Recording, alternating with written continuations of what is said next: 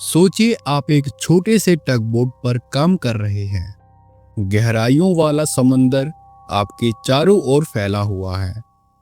रात है, लहरें उफान पर है और आप उठे हुए हैं सिर्फ बाथरूम जाने के लिए। लेकिन आपको ये नहीं पता कि यही एक फैसला आपकी जान बचा लेगा। जी हाँ, ये कोई फिल्म की कहानी नहीं है, ये हकीकत है।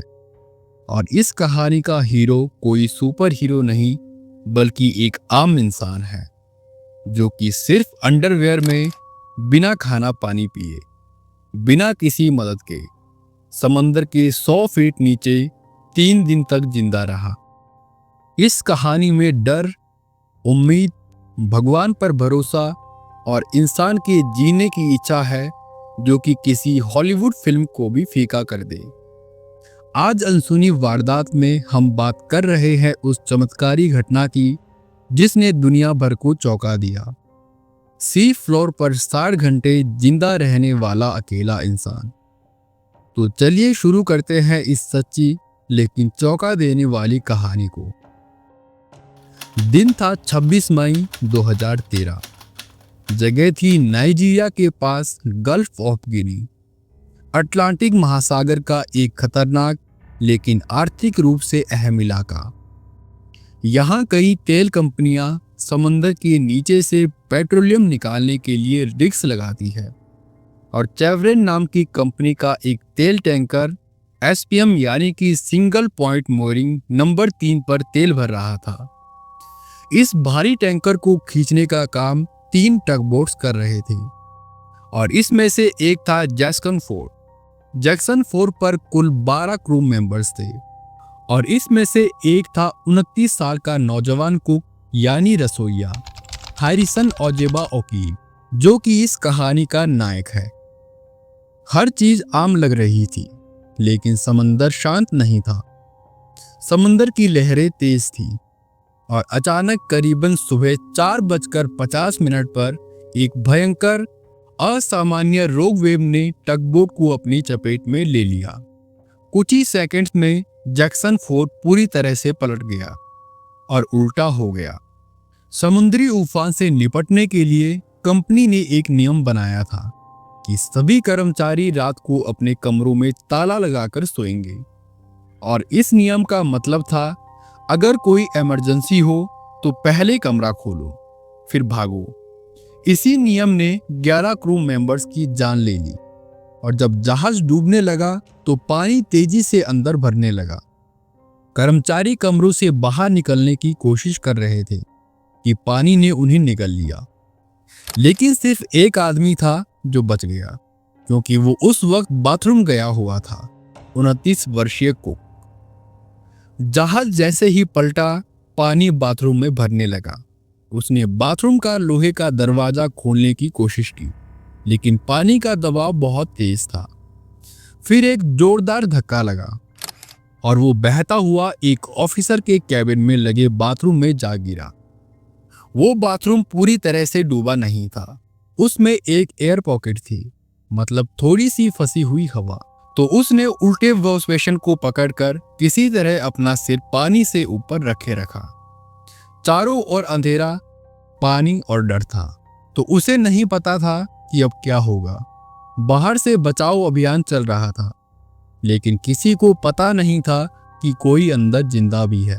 नाव 30 मीटर यानी कि 100 फीट नीचे जा चुकी थी। वहां तापमान काफी कम था और वो बस एक अंडरवियर में था। तो उसने धीरे धीरे दीवार की लकड़ी की पैनलिंग निकाली और गद्दे से एक प्लेटफॉर्म बनाया, जिस पर बैठकर उसने अपने शरीर का ऊपरी हिस्सा बाहर रखा।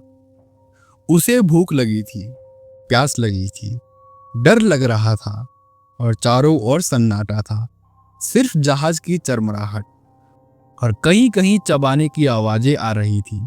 उसे समझ में आ गया था कि मछलियां उसके साथियों की लाशें खा रही है और बदबू बढ़ती जा रही थी। उसका जी घबराने लगा। वो प्रार्थना कर रहा था। हर बार जब डर बढ़ता, वो जीसस को याद करता और कहता कि हे भगवान, मुझे बचा लो। एक इंसान दिन भर में करीबन 350 क्यूबिक फीट हवा लेता है, लेकिन जब आप समुद्र के नीचे हो तो वहां दबाव 4 गुना ज्यादा होता है। इसका मतलब उसकी एक छोटी सी एयर पॉकेट में इतनी हवा थी कि वो सिर्फ 2.5 दिन तक जिंदा रह सकता था।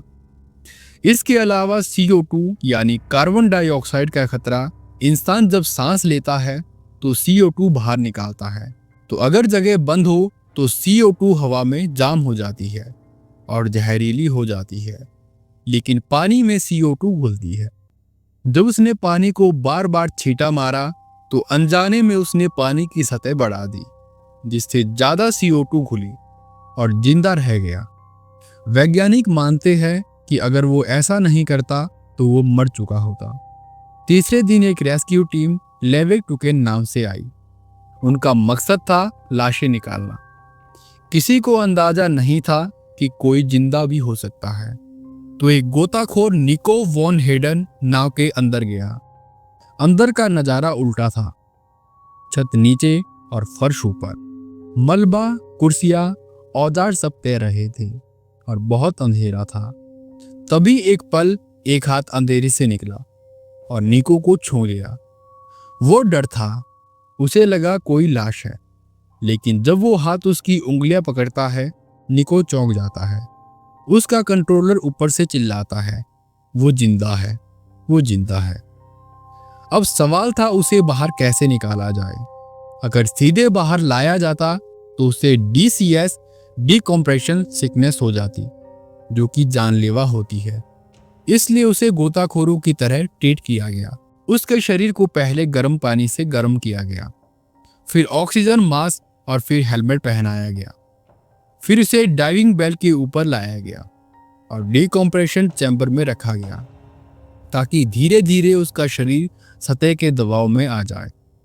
जब वो ऊपर आया तो उसे लगा कि सिर्फ 12 घंटे बीते हैं, लेकिन असल में 60 घंटे हो चुके थे। 12 में से सिर्फ वही एक आदमी बचा था। बाकी सबकी लाशें मिली, सिवाय एक के। बचने के बाद उसने समंदर को हमेशा के लिए अलविदा कह दिया। उसने कहा कि मैंने नीचे भगवान से कहा था कि अगर तुम मुझे बचा लोगे तो वो कभी समंदर में नहीं जाएगा। अब वो जमीन पर एक रसोइया है, लेकिन PTSD, post traumatic stress disorder, उसका पीछा नहीं छोड़ता। कभी कभी रात में अचानक चीखता हुआ उठ जाता है। कुछ लोगों ने अफवाह फैलाई कि उसने काला जादू किया था, इसलिए वो बच गया। लेकिन वो सिर्फ एक आम इंसान नहीं था, उसने हिम्मत नहीं हारी। तो दोस्तों सोचिए, अगर आप उसकी जगह होते तो आप 3 दिन समंदर के अंदर अंधेरे, ठंड और लाशों के बीच कैसे जिंदा रह पाते? क्या आप भी भगवान को याद करते या अपने परिवार की तस्वीरें सोचते? हमें कमेंट बॉक्स में जरूर बताइए कि अगर आप इस हालात में होते तो कैसे खुद को जिंदा रखते। तो ऐसे ही और अनसुनी वारदात सुनते रहिए, जहां हम आपके लिए लाते हैं दुनिया की सबसे अनसुलझी लेकिन सच्ची कहानियां। अगर आपको वीडियो पसंद आए तो लाइक, शेयर और सब्सक्राइब जरूर करिए। फिर मिलेंगे अगली कहानी के साथ। Thank you so much.